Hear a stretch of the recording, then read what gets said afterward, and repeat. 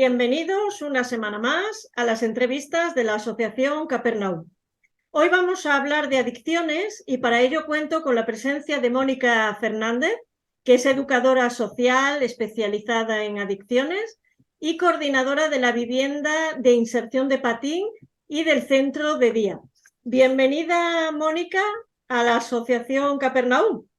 Buenas tardes, Ana Gloria. Muchas gracias por invitarme. Un placer poder estar esta tarde aquí contigo.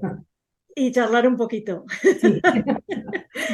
La primera pregunta es obligada. ¿Qué es Patín? Tú trabajas en Patín, entonces, ¿qué es Patín? ¿Cuál es la visión que tenéis y los valores de Te esta cuento. asociación? Patín es una entidad del tercer sector que se encuentra en la Comunidad Valenciana. Tenemos sede, la sede principal está en Castellón, pero también tenemos el centro de día en Valencia. Se creó en 1985 y se creó por la necesidad que había en aquel momento y el aumento que hubo de consumidores de heroína. Había un gran número de consumidores de heroína y debido a la demanda, en ese momento el presidente, Francisco López, vio la demanda que había y creó Patín. Con el paso del tiempo, pues Patín ha ido evolucionando, pero en ese momento se creó por los adictos que había de heroína. Hay que Patín, dime. Sí, sí. No, digo que aparte de las adicciones, ahora también trabajáis la inserción laboral, la violencia de género, Sí, habéis ampliado el abanico. sí, intentamos trabajar todos esos aspectos que las personas en riesgo de exclusión, en este caso personas con adicción o con cualquier tipo de problema de conducta, tienen. Intentar acompañarles y ayudarles para que puedan dar solución y tengan las herramientas necesarias a la hora de afrontar los aspectos básicos de la vida diaria. ¿Y qué buscan las personas que acuden a Patín? ¿Qué buscan? Las personas que acuden a Patín acuden porque llega un momento en que la adicción controla su vida de tal manera que ya no ven salida. Entonces buscan ayuda. Esa es una parte. Luego tenemos otros pacientes que ingresan a Patín por la presión familiar y por intentar disminuir ese nivel de conflicto que conlleva la adicción en su entorno. Y luego tenemos también muchas familias que se ponen en contacto con nosotros porque tienen un familiar con adicción y no saben cómo gestionar la situación. Y trabajáis en Patín tanto lo que es las adicciones tóxicas como las no tóxicas. Quiero que me expliques un poco para las personas que nos están escuchando y que no saben del tema, qué es cada una de ellas y que me expliques también cómo ha evolucionado el tema de las adicciones desde que Patín empezó su andadura con el tema de la heroína en un primer momento hasta ahora, hasta nuestros días. Te comento, podemos dividir las adicciones en dos tipos. Adicciones tóxicas, que son todo aquel tipo de adicción en la que exista un abuso de una sustancia, ya sea alcohol, cocaína, cannabis, benzodiazepina, cualquier tipo de sustancia. Y luego tenemos las adicciones no tóxicas o comportamentales, que pueden ser la ludopatía, las compras, el sexo, cualquier tipo de conducta adictiva que empiece a formar parte de su vida y que no sean capaces de controlar, es una adicción.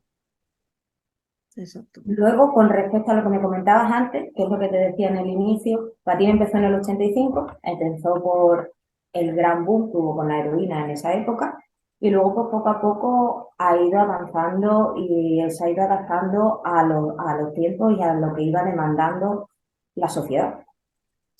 Después de la heroína empezó a haber un gran abuso de cocaína, de alcohol, de cannabis, de anfetamina y luego en los últimos años lo que ha habido un gran aumento de pacientes de ludopatía y adicciones a juegos, a videojuegos. Con el tiempo ha ido cambiando y Patín adaptándose a esas necesidades que tenía la sociedad. La gente suele entender más cuando le hablas de una adicción tóxica a una sustancia que, por ejemplo, si le hablas de una adicción al juego. Es más, la adicción al juego tiene mayor estigma. ¿Por qué ocurre esto? Pues esto ocurre Porque yo creo que está tan estigmatizado porque el juego no se le ve la peligrosidad que realmente tiene. Tú piensas, Ana Gloria, que el ser humano nacemos y aprendemos jugando y que el juego forma parte de nuestra vida. Es una realidad a la que no se le da importancia. También una diferencia que existe entre las dos adicciones es que las adicciones tóxicas se ven antes. Los efectos negativos físicamente en la salud se observan mucho antes que una adicción al juego o otro tipo de adicción comportamental. Piensa que cuando una persona con ludopatía o adicto al juego pide ayuda es porque ya económicamente no puede hacer frente a la situación que ha creado debido a esa adicción. Y es cuando ya entonces busca ayuda. Se tarda mucho más en detectar una adicción no tóxica que una adicción tóxica. Exacto.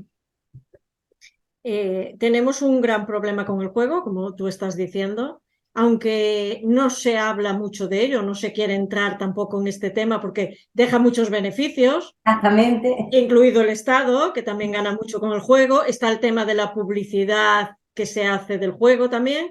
¿Se puede decir que el juego es la gran adicción del siglo XXI? Desde mi punto de vista, sí. Desde mi punto de vista, sí es la adicción del siglo XXI. ¿Tú piensas que actualmente todos tenemos acceso a Internet, todos tenemos acceso a cualquier dispositivo móvil y estamos a solamente un clic de supuestamente, como bien trabajan los expertos en marketing, estamos solamente a un clic de cambiar nuestra vida y de hacernos ricos. Sí.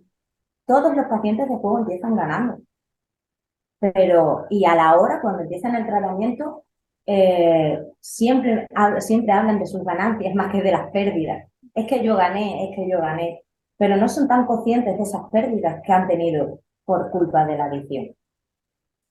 Es eso, el acceso, el fácil acceso al juego, la facilidad de que un menor con otro DNI acceda a cualquier cuenta de juego, el, la multitud de salas de apuestas y de salas de juegos que se han ido creando en los últimos años es una barbaridad.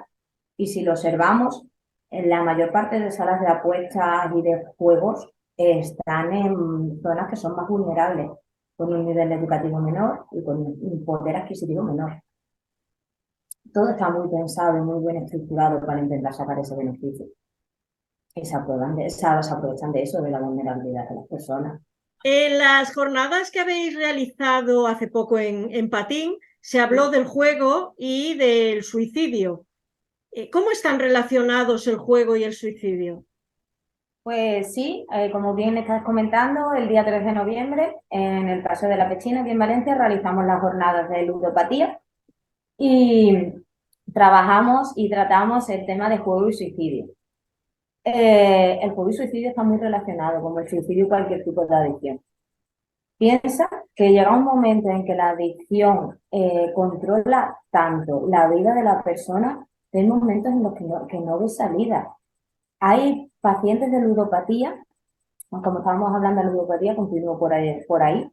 Hay pacientes de ludopatía que llega un momento en que tienen tantas deudas, tantos microcréditos con unos intereses elevadísimos y que lo que intentan es eso, aprovecharse de su vulnerabilidad y sacar beneficios, que por más que incluso trabajen, no pueden pagarlo, no pueden hacerle frente. Si a eso le suma lo deteriorada que están sus relaciones personales, el aislamiento social que la adicción conlleva, el estigma que conlleva, el conflicto diario, la apatía, el no tener ganas de levantarse, pues todos estos factores que influyen en la adicción y que llega un momento que la persona, lo que es lo más básico que tú y que yo vemos normal, como es levantarte, ducharte y desayunar, a él se le hace un mundo o a ella se le hace un mundo, pues llega un momento en que no ve salida y que la única salida que ven es el suicidio. Y es una realidad que por lo menos cada vez va siendo más visible y cada vez está siendo más visible también la salud mental, pero hay mucho trabajo por delante. Hay mucho trabajo por delante porque no se le da la visibilidad que se le tiene que dar. El suicidio siempre ha sido un tema tabú. En el momento en el que alguien te dice, me quiero suicidar, le quitas importancia, porque para ti la palabra suicidio es tan grande, y lo que hace es intentar minimizar, y lo que conseguimos con eso es empeorar la situación. Una persona que se va a suicidar, lo último que necesita es que tú le digas que está loca y que anda ya, que no será para tanto. Esa persona lo que necesita es sentirse escuchada y sentirse apoyada y ver otras alternativas que no ve, porque llega un momento en que ya se ha puesto una barrera que no ve más allá. No ve más allá, es la única solución.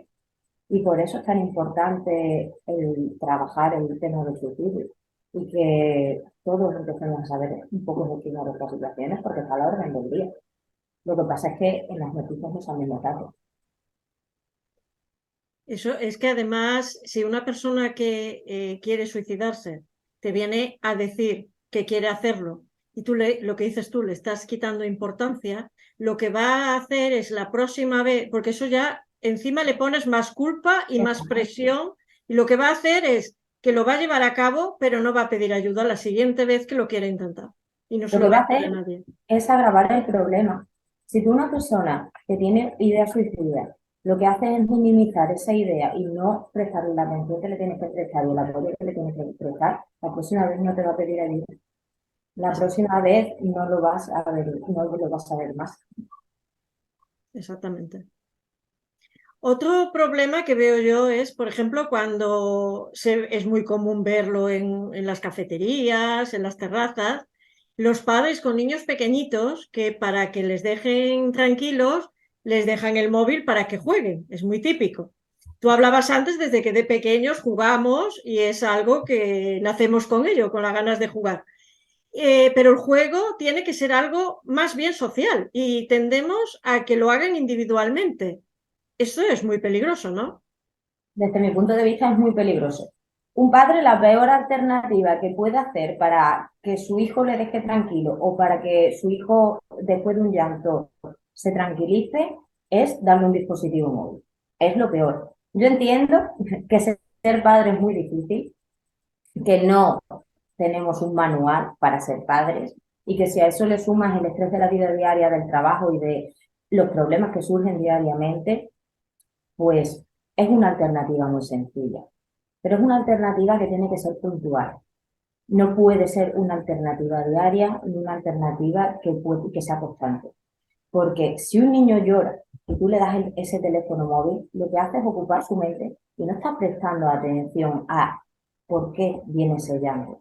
Lo que tienen que hacer los padres, mi consejo, humilde consejo, es intentar a ver el porqué de ese llanto, que los niños desde pequeños empiecen a tener conciencia de sus propias emociones y que empiecen a aprender a gestionarlas. Si nosotros cuando un menor está sintiendo una emoción le damos un dispositivo, ese menor nunca va a ser capaz de gestionar esa emoción. Lo que va a tender es al aislamiento, que es lo que le da el dispositivo, pero nunca va a ser capaz de gestionarlo. Y por eso estamos viendo cada vez más casos de personas que no son capaces de hacer frente a las situaciones de la vida diaria y que bajar, por ejemplo, a lo más básico que es hacer la compra, se le hace un mundo, porque no tenemos las herramientas que quizás nos han tenido que nos han tenido que enseñar desde pequeños. Que tenemos que aprender a escuchar nuestras emociones, tenemos que empezar a escuchar nuestro cuerpo y a escuchar nuestra mente. Y eso hay que aprenderlo desde pequeño. Y un niño tiene que saber identificar la tristeza y tiene que saber identificar el protestar. Igual que la alegría. Pero dándole un dispositivo, lo único que hacemos es que nuestro hijo no sea capaz de hacerlo. Exacto. Como algo puntual, bien, pero nada más. Exacto. No, además yo leía una vez que, por ejemplo, a ver, yo soy de la época de los 80, mi juventud era en los 80, y claro, no teníamos dispositivos móviles y muchas veces pues te tirabas en el sofá o te tirabas en el campo o te tirabas en la cama y estabas, venga, piensa, piensa, inventando cosas, Creando, desarrollando creando y creatividad. en tu mundo.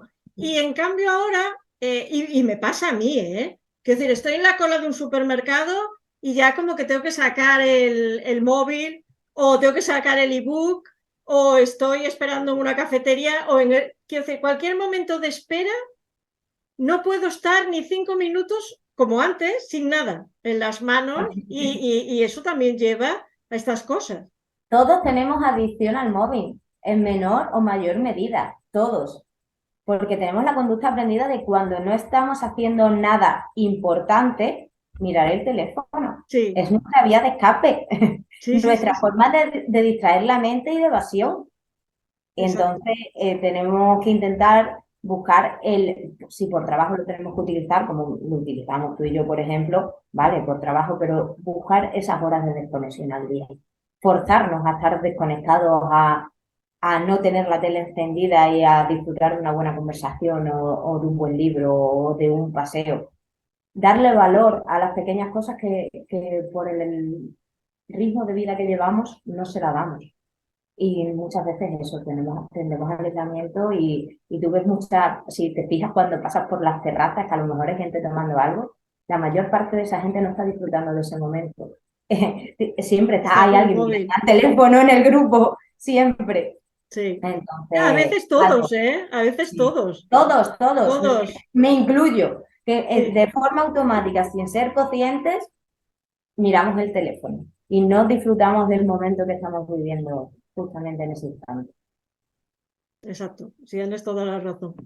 Bueno, vosotros en Patín tenéis intervención ambulatoria, semiresidencial, residencial, presencial. ¿Qué es cada una de ellas?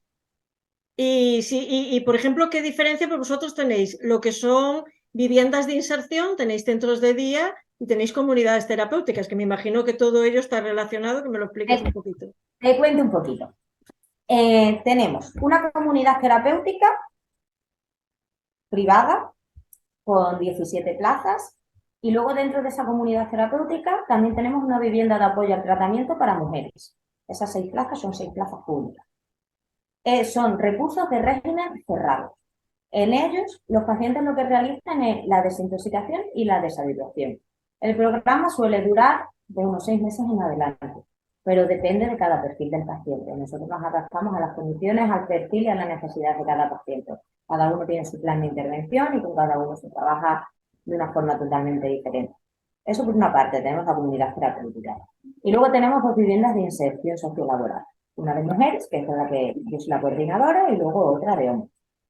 La vivienda de mujeres tiene 6 plazas, esas plazas son públicas, y la vivienda de chicos creo que tiene 7 o 8 plazas, y la de chicos es privada. De chicos todavía no la tenemos pública. Y es el siguiente paso, de que cuando un paciente finaliza en una comunidad terapéutica, lleva tiempo abstinente, si vuelve a su entorno habitual, suele ser una situación más de riesgo que si busca otra alternativa de vida.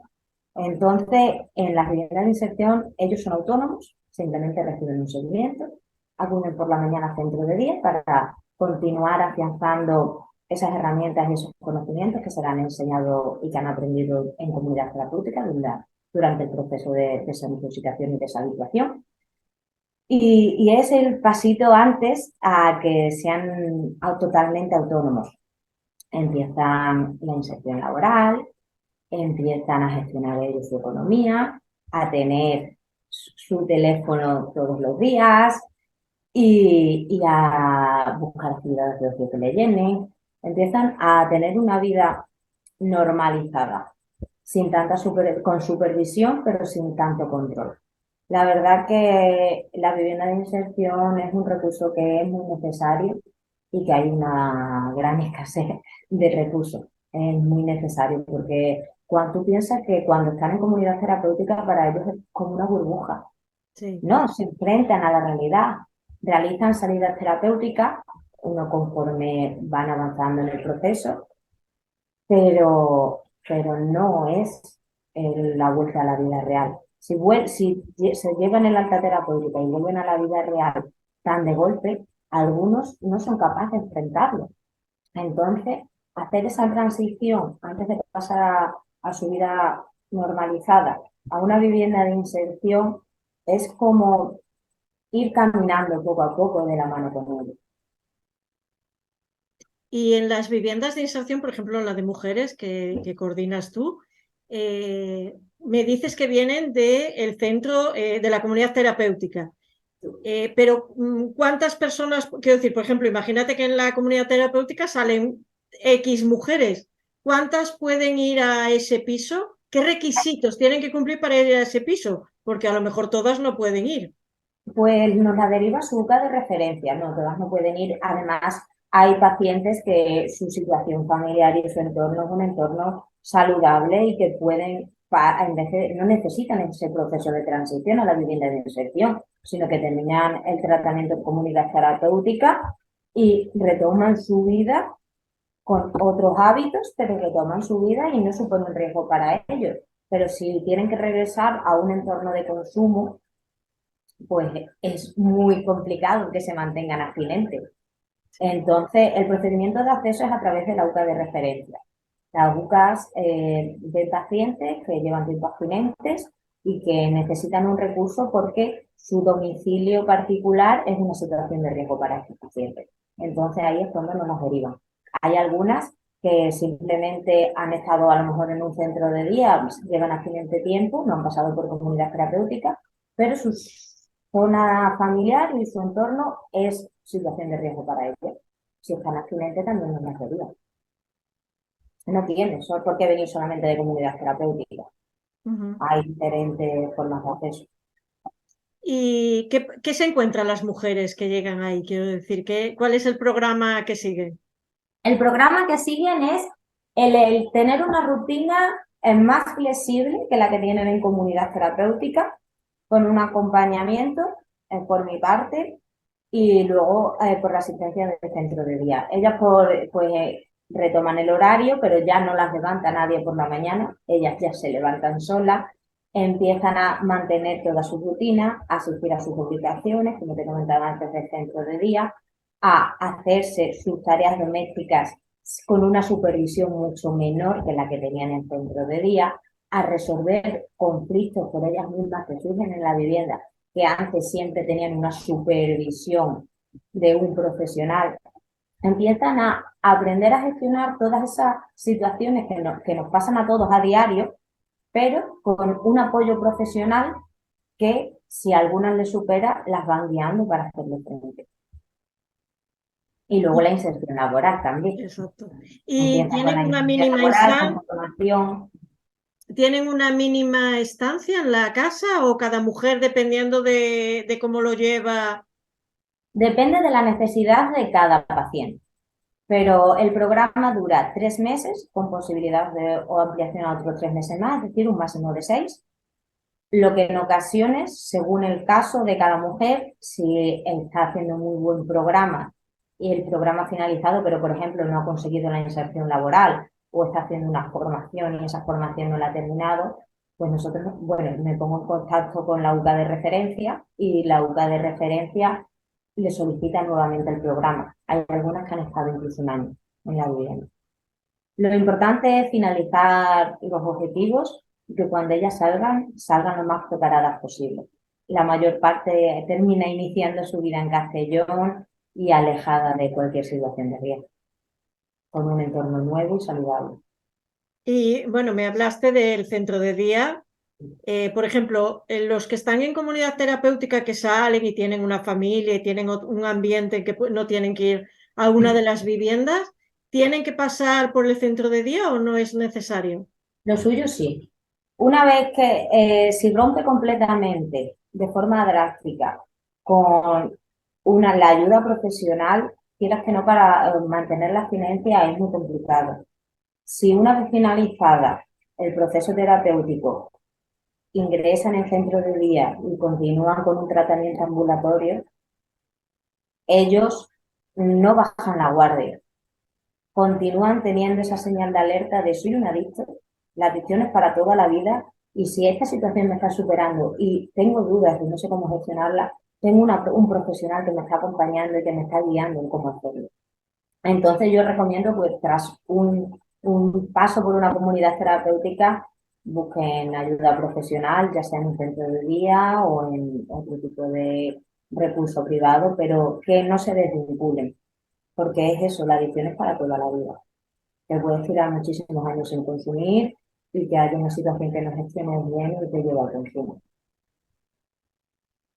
Al centro de día entiendo también que aparte de ir las personas que salen de comunidad terapéutica, también hay personas que os derivará a la UCA que no tienen que entrar en la Claro que comunidad no. y solo ir a los centros de día, ¿no? Sí, sí, tenemos 30 plazas públicas, ahora mismo con lista de espera, pero con posibilidad de acceso y luego también tenemos plazas privadas y nos lo deriva la UCA porque ve la necesidad de que reciban ayuda terapéutica y la necesidad de que a lo mejor hay situaciones que no saben gestionar bien, hábitos que tienen que pulir, gestión emocional. Según la necesidad, cada paciente pues asiste a unas actividades socioeducativas, a otras y recibe una atención totalmente diferenciada. La atención es personalizada y nos centramos en cada necesidad del paciente según lo que él requiere. ¿Qué tipo de adicción os estáis encontrando más, tanto tóxica como no tóxica, en todos estos lugares? Tanto tóxica como no tóxica. Las sustancias principales normalmente suelen ser cocaína esnifada, cocaína base, alcohol y cannabis, y ha habido un gran aumento de benzodiazepinas y de ansiolíticos, y luego de ludopatía, juegos de apuestas y máquinas cagaperras. Y también hay que decir que hay personas que son adictos tanto de adicciones tóxicas como no tóxicas. A lo mejor hacen un abuso de alcohol, un abuso de cocaína y luego juegan. O que juegan y luego hacen un abuso de una sustancia tóxica, que tenemos pacientes pues, de diversas características.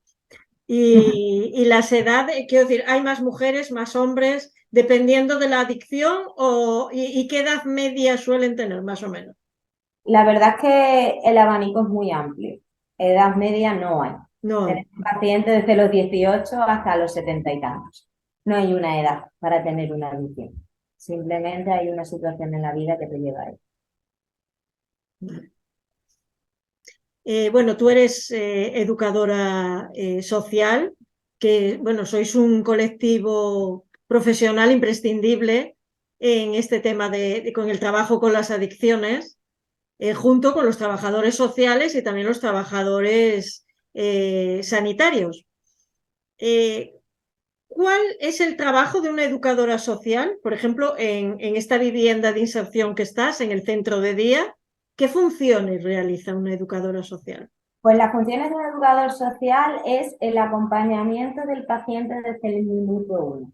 Ser su persona de apoyo y su baza en el momento en el que no sabe gestionar cualquier cosa. Yo realizo desde el primer contacto con la UCA, cuando veo un paciente en el listado, hasta el ingreso, el contacto con su familia, los controles psicológicos, la realización del plan de intervención, nos vamos marcando objetivos a corto, a medio, a largo plazo y vamos intentando cumplirlo poco a poco. Es un proceso desde el inicio, un acompañamiento continuo en todas las partes del proceso del paciente. Bueno, el trabajo, lo estamos viendo, el trabajo social que se realiza con el tema de las adicciones se relaciona con los ámbitos de prevención, de tratamiento y de la reinserción. Pero uno de los más importantes, que no te he dejado continuar antes porque te lo iba a preguntar ahora, Perfecto. es, es integrar a la persona en la comunidad de nuevo, porque una adicción aísla a la persona y muchas veces no sabe volver a vivir en comunidad. Entonces, ¿qué estrategias socioeducativas utilizáis para desarrollar vuestra tarea en este ámbito? Vale. Pues nosotros primero empezamos con la atención individual, analizando qué necesidades tiene esa persona y en qué aspectos y ámbitos de su vida no sabe gestionarse. Y luego, por ejemplo, pues trabajamos en talleres socioeducativos grupales, tanto reducción de daños, hábitos saludables, habilidades comunicativas y habilidades sociales, a identificar sus emociones, gestión emocional, a los diferentes tipos de comunicación. Normalmente una persona que tiene una adicción está llena de rabia, llena de ira, llena de frustración y no sabe cómo gestionarla. Intentamos que entienda primero qué son esas emociones que estás sintiendo y que empieza a gestionarlas poco a poco, cada vez mejor. Luego también trabajamos con la familia, si hace falta realizar mediación familiar, se realiza. Yo cada 15 días también doy talleres a las familias para intentarle dar algunas pautas, algunos tips para cómo gestionar situaciones en casa. Quieras que no, piensa que nosotros todos, con la persona que mayor vínculo emocional tenemos, es con la persona que pagamos nuestras preocupaciones, nuestras frustraciones y nuestra ira. Entonces llega un momento en que la relación está tan deteriorada que la manera de comunicar es una comunicación muy agresiva.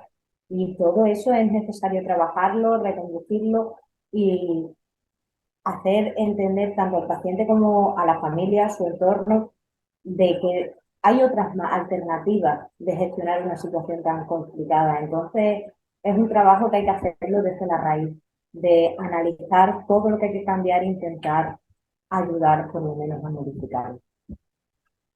Y ahora que dices el tema de la familia, porque, a ver, nos volcamos con la persona que tiene esa adicción, pero la familia está como, quiero decir, vosotros trabajáis con la familia mano a mano, porque si no se puede sentir, claro, aislada, porque ¿quién atiende a una persona que vive con un adicto o una adicta y que, claro, ella se mete en la comunidad terapéutica, tiene todo, los profesionales que estáis allí para sanar, pero claro, la familia también.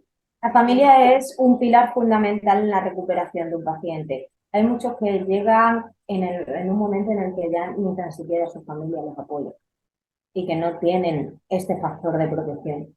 Pero los que todavía la mantienen, con la familia hay que hacer un gran trabajo y ayudarles, porque el paciente sufre, pero la familia sufre casi que igual que ellos. Sí.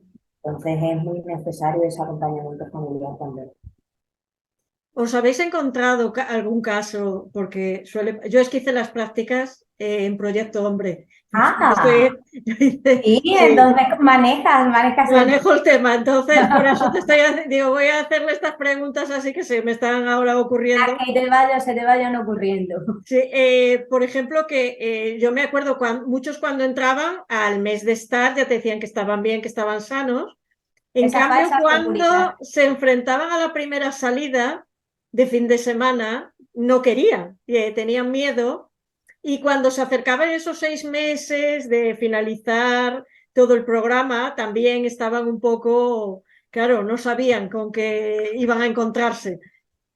¿Vosotros cuando salen de las casas de inserción, también tienen ese miedo o no? ¿O ya están Sí. más... Piensa que el miedo a lo desconocido lo tenemos todos. En cualquier situación que no manejemos y gestionemos día a día, a todos nos genera ansiedad. Pues a una persona que ha tenido adicción y que ha estado aislado tanto tiempo, esa ansiedad se multiplica por mí. Entonces, por eso es tan importante el apoyo, el acompañamiento y el que no se desvincule del recurso tan rápido. Que no, ya está, ya estoy curado. No, la adicción es para toda la vida. Y van a Sí, surgir situaciones que aunque tengas muchas herramientas, a veces no vas a saber cómo usarlas bien, porque las conductas se aprenden y se afianzan practicándolas. Y cuando algo lo tenemos muy fresco y no lo tenemos muy interiorizado, es muy complicado mantenerlo. Es como si empezamos al gimnasio, vamos a hacer primeras semanas y luego dejamos de ir porque ya nos vemos los efectos. Luego sí, retomarlo cuesta mucho más. sí, También hay que decir que si se baja la guardia, cada recaída es peor. también es verdad. Cada recaída es peor. Y hay que diferenciar también mucho entre un consumo y una recaída. Porque hay pacientes que tienen un consumo y se castigan tanto que lo que es psicológicamente les afecta tanto como si fuera, casi tanto como si fuera una recaída. Entonces hay que ser conscientes, tanto el paciente como la familia como los profesionales, de que la adicción es para toda la vida, de que el consumo dentro de un proceso de deshabituación forma parte del proceso, de que cambiar una conducta adictiva de la noche a la mañana es imposible, de que sin ayuda profesional es muy complicado. Hay gente que lo hace, Hay gente que lo hace y que tiene el valor de afrontarlo solo y es de quitarse sombrero, pero es muy complicado. Es muy complicado y se necesita ayuda profesional y se necesita no bajar la guardia y estar siempre atento a esas señales de alerta que muchas veces no vemos y que no le prestamos intención. Normalmente, cuando hay un consumo, hay una recaída, antes ha habido 1000 señales de alarma y de alerta que el paciente ha visto y no ha querido hacerle caso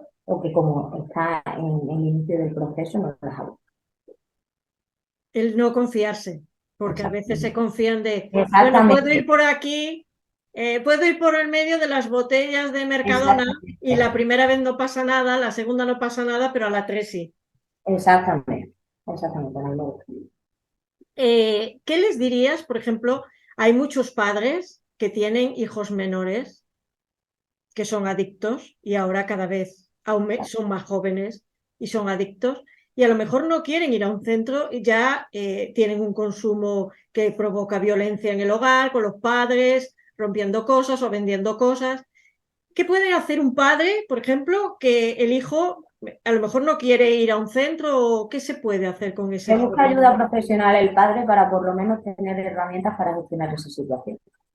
Es muy difícil que el hijo, que es el que tiene el problema, y menos con la edad, siendo menor, que es en el momento en el que todos empezamos a experimentar y en el que empieza el consumo de alcohol, el consumo de tabaco, de cannabis, de cocaína, de éxtasis, de cualquier tipo de sustancia, estamos empezando a juguetear, porque quieras que no, tenemos que ser conscientes de que la droga está en la calle, de que todos hemos tenido sustancias a nuestro alrededor y que tú decides si tomarlas o no tomarlas. Que tomarlas no está mal, el problema está en abusar de ellas y que la sustancia controle tu vida y que afecte a todos los ámbitos de tu vida. Si tú sales y te tomas una cerveza, no pasa nada.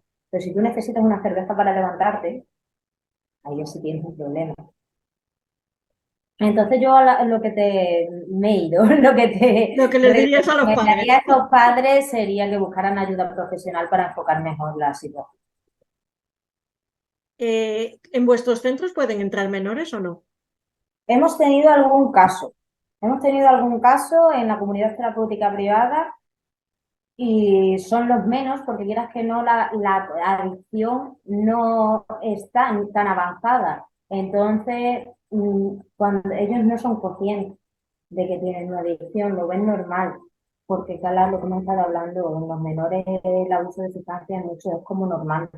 Pero Mm. si todos están abusando del cannabis y están bebiendo en el parque, yo soy uno más. Entonces no se ve la magnitud del problema. Si la magnitud del problema se ve en cuando ya hay agresiones, por ejemplo, en la familia, en cuando ya los padres no controlan la economía del menor, en cuando el menor empieza a robar en casa, cuando ya la situación se agrava mucho más y el problema de consumo es mucho mayor, ahí es cuando se detecta la adicción. Pero se tarda porque, claro, son jóvenes. Exacto. Y además la pertenencia es al grupo, porque lo hacen Exactamente, todos y cuando eres adolescente lo que valoras es la pertenencia a ese grupo, claro que sí. no a la familia. Quería hablar contigo también del tema laboral, porque también es muy importante. A ver, hay personas que van a comunidad terapéutica y los jefes les guardan el trabajo los meses que están en Sí, comunidad terapéutica. se cogen la baja. Exacto. Pero hay gente que entra sin trabajo. Me imagino que cuando estáis en las casas, en la casa que Y coordinas la tú, vivienda de inserción. sí, también tratáis este tema, el tema laboral, para que aprendan, para que En la salen con vivienda, trabajo, ¿cómo es? en la vivienda tienen las necesidades básicas cubiertas. Y si no tienen ningún tipo de ingresos, se intenta solicitar pues, el ingreso mínimo vital, la renta activa de inserción, la renta de violencia de género, porque tenemos la mayor parte de las mujeres ha sufrido violencia de género y hoy, que es el día Sí, contra la violencia de género, hay que reivindicarlo, que la violencia y la adicción están guiadas, que la mayor parte de mis pacientes mujeres, por no decirte casi todas, han sufrido violencia de género y que quieras que no, eso lo hace todavía más vulnerable. Entonces, eso, intentamos solicitar la ayuda a la que puedan acceder y luego, pues, formación, si necesitan formación para acceder a un puesto de trabajo y si tienen formación y tienen experiencia, pues comenzar ya con la política de empleo y la inserción laboral. Y si ponen de su parte, hay muchas soluciones. Hay muchas pacientes que llegan a la vivienda, no están preparadas y se tienen que ir. No todas las que ingresan consiguen los objetivos, pero igual que en la comunidad terapéutica o igual en cualquier recurso. Depende de la conciencia del problema y de la ganas e interés de cambio de vida que tengan. Nosotros, como yo digo, no tenemos una varita mágica. Depende de ellos. Nosotros solamente intentamos ayudar y acompañar. El esfuerzo es suyo. Te voy a llevar a mi terreno, al tema de la prostitución, de la trata. Hay muchas prostitutas adictas al alcohol o a las drogas. Una, porque o las inducen a que las consuman para trabajar o ellas mismas no soportan esa vida que tienen y se convierten en adictas. ¿Habéis trabajado con mujeres prostitutas? Sí.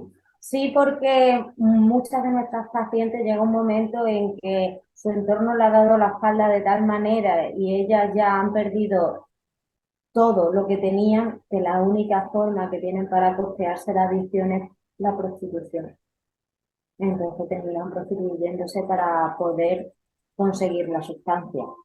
Y luego consiguen la sustancia, consumen para poder prostituirse. Entonces, la pescadilla no se muere de la boca. Exactamente, sí. Por desgracia, sí. Bueno, hemos llegado al final de casi de la entrevista. Me quedan 2 preguntitas nada más. ¿Ha aumentado el consumo de ansiolíticos? Ya había un consumo alto, pero ahora desde lo del COVID-19 ha aumentado mucho más, tanto en hombres como en mujeres. Pero realmente la sociedad no lo considera una adicción, solo es que estoy ansioso o estoy ansiosa, pero crea una dependencia muy fuerte y este país está teniendo un grave problema. Yo el otro día fui a la farmacia y las personas que además eran mujeres que tenía delante de mí estaban pidiendo ansiolíticos. Y me llamó la atención porque estaba preparando la entrevista contigo. Digo, mira, justo. Es un grave problema el que tenemos ahora mismo con este tema, ¿no? Es un grave problema y como tú dices, este problema ha aumentado desde el confinamiento y desde que sucedió en la situación del COVID. Los niveles de ansiedad aumentaron en todas las personas y lo más sencillo era pedir cita en el médico de cabecera y que ese médico de cabecera te diera una medicación para tú poder bajar y encender ese nivel de ansiedad y poder dormir y descansar. El problema está en que eso es pan para hoy y hambre para mañana. Porque si yo no aprendo a gestionar esa ansiedad que tengo, voy a tener dependencia a esa medicación toda la vida. Está muy bien. Hay momentos en la vida en los que necesitamos medicación, y igual que si nos duele la cabeza nos tenemos que tomar un paracetamol, perfecto. Pero si todos los días nos duele la cabeza y tenemos que tomar un paracetamol, habrá que ir a un especialista para ver el por qué me está doliendo la cabeza. Pues si yo todos los días tengo ansiedad, tendré que buscar ayuda para gestionar esa ansiedad. La pastilla me lo alivia, bien, es un complemento. Esa medicación tiene que ser un complemento, pero hay otro trabajo detrás de que la persona sepa el por qué está teniendo ansiedad. En el momento en el que esa ansiedad sube, utilizar estrategias, aprender a utilizar estrategias para defenderla, como puede ser ocupar la mente, técnica de respiración, comunicar, ver por qué si hay un motivo de esa ansiedad. Pero eso hay que trabajarlo con un profesional. Está muy bien la medicina, está muy bien que vayas a tu médico de cabecera y decirle que tienes ansiedad, pero es necesaria la ayuda psicológica. Sí, porque si no solo enmascaras el problema. Claro, claro, lo único que haces es enmascarar el problema y que el problema se agrave más. Porque llegará un momento en que tu cuerpo genere tolerancia hacia ese fármaco y tengas que aumentar la dosis. Y la ansiedad no se va a ir, la ansiedad va a seguir ahí, sí. Ahora sí ya. Pero la ansiedad a la depresión o a cualquier otro. O cualquier otra, sí, cualquier tipo de. Exacto. Que es lo mismo que las drogas. Generalmente una adicción viene porque tú estás tapando algo con otra cosa. Claro, no quieres entrar ahí y lo tapas. Exactamente, es por no afrontar situaciones y por no afrontar la realidad como hay que afrontar. Pues te decía que ahora sí que vamos a terminar, pero quiero que me digas a ver si alguien que nos escucha conoce a alguien que necesita ayuda, cómo puede ir a Patín o cómo se puede poner en contacto con Patín o qué puede hacer. Pues puede mirar nuestra página web. En nuestra página web están tanto los correos electrónicos como los números de contacto, informarnos sobre el caso, sobre lo que le sucede a él o a su familiar, a él o a ella o a su familiar. Y nada, se les citará para una primera entrevista y se les intentará ayudar en todo lo que podamos. Pues muchísimas gracias por explicarnos ahora el tema de las adicciones, que es algo grave, algo al que hay que no perder de vista y gracias por explicarlo también. Muchísimas gracias a ti, Ana Gloria, por contar esta tarde conmigo y por poder tener esta conversación y darle la visibilidad que tiene a las adicciones y que tiene la salud mental. Y que me gustaría finalizar con una frase de que la persona que consume no es una persona que lo haga por vicio. Cuando una persona es un adicto, no lo hace porque quiere, lo hace porque tiene un problema y tiene una enfermedad. Y muchas veces nos dejamos de guiar por estereotipos y por prejuicios. Y decimos la palabra donde está en priva, no, ese es un yo, lo hace porque quiere. Lo primero que tenemos que hacer es empáticos. Y no nos gustaría vernos en la situación de esa persona. Y es una persona exactamente igual que otra que no tiene adicción. Lo que necesita es ayuda. Igual que en muchas ocasiones podemos ver a una persona mayor que no es capaz de cruzar la calle y le echamos una mano, o a una persona que está sin hogar viviendo en la calle. Una persona con adicción es una persona que necesita ayuda y que el último que necesite es que se le aísle y se le investigue. Así que un poquito más de conciencia social, ya que me has dado la oportunidad, que intentemos ser todos un poquito más empáticos y el mundo será un mundo mejor. Sí, qué daño hacen los estereotipos, ¿verdad? Qué daño hace. Y además en estos temas, porque lo que dices tú, a lo mejor ayudar a una persona que está que aún sin techo es más fácil, pero un adicto como que... Lo Y, dejas ahí y déjalo que se siga autodestruyendo porque lo hace porque quiere y no. exacto, Vamos a informarnos y vamos a ser empáticos. Y si no quiere ayuda, perfecto, pero por brindársela tampoco perdemos nada. exactamente. Y por lo menos no juzgar. Exactamente, por lo menos Ya, si no haces nada, no juzgues. por lo menos no juzgues o incluso no se lo pongas más difícil. Exacto. Pues muchísimas gracias por la labor que haces, Mónica, de verdad, porque hacéis una gran labor. Y bueno, nos seguiremos viendo en esas jornadas maravillosas que tenéis anualmente. Nos seguiremos viendo. Gracias, Ana Gloria. Un Muchas abrazo. Y a vosotros os veo en las próximas entrevistas de la Asociación Capernaum. Adiós.